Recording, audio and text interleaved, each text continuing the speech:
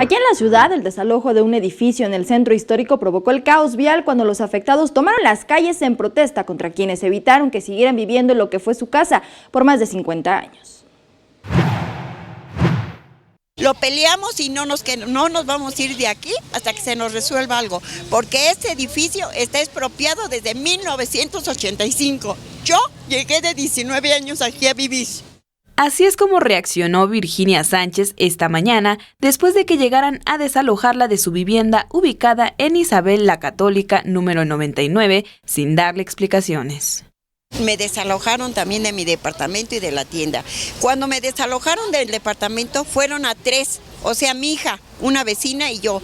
Y en ese momento le decíamos que nos enseñara un papel para desalojo y nos dijeron que ellos no traían ningún papel para desalojo. Virginia tenía más de 57 años viviendo en el departamento número 4 y asegura que cada mes pagaba 4,000 pesos de renta, cosa que no importó a las personas que sin identificarse comenzaron a sacar sus cosas a la calle. Uno de los cargadores me aventaba. Le digo, no, usted no es nadie para aventarme y se sale, yo le decía, y se sale, porque usted no es nadie más que un simple cargador. Déjeme hablar con el apoderado.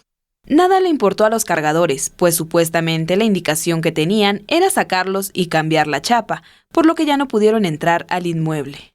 Horas más tarde, al mediodía, cerraron la calle de Izazaga a San Jerónimo por más de media hora, hasta que diversas autoridades llegaron al lugar para ofrecer una mesa de diálogo con los afectados en la jefatura de gobierno.